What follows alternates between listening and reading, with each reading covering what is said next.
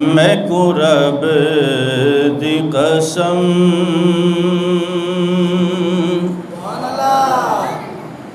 محبوب میرا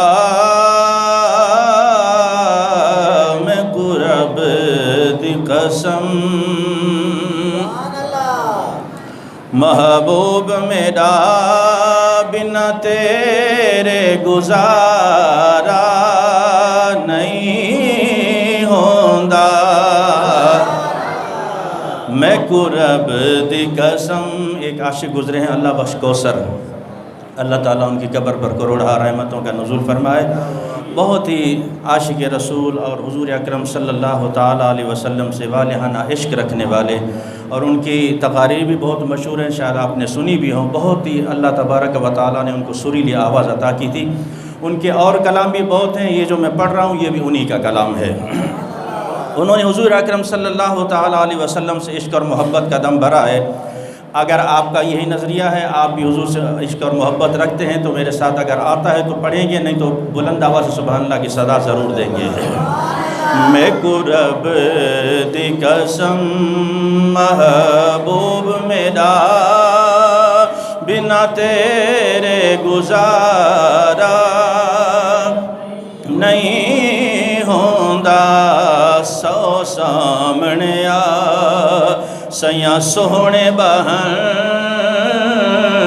سو سامنے آ لکھاں سامنے آ سیاں سوہنے بہن تیرے وانگ نظارہ نہیں ہوندا میں کو رب دی قسم۔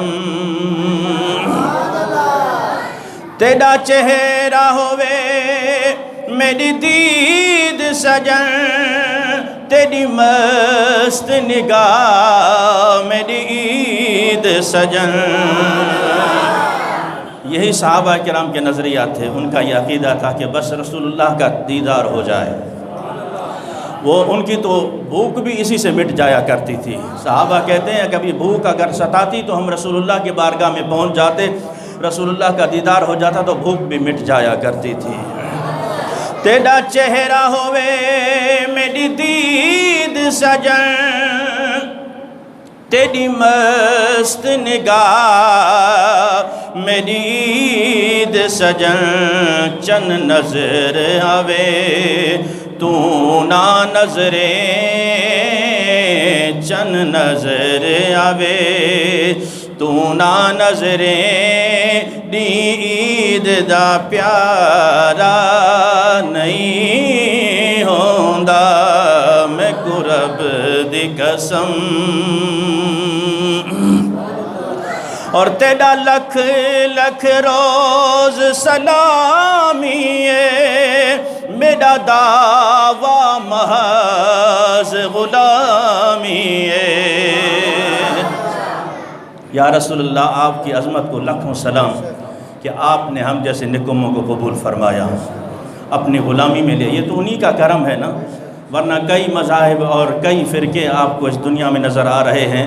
یہ اللہ کا لاکھ شکر ہے کہ اس نے اپنے محبوب کے امتی بنایا، اس کا عاشق بنایا، اس کا غلام بنایا، کلمہ پڑھنے والا بنایا۔ تو جتنا شکر ادا کریں گے بہت ہی کم ہے۔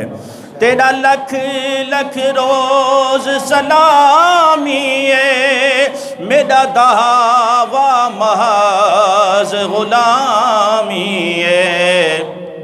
سکھ کوثر کو ہے لاچار کی تا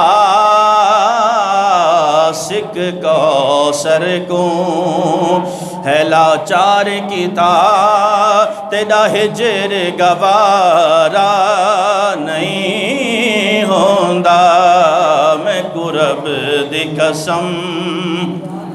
محبوب میرا بنا تیرے گزارا نہیں ہوندا۔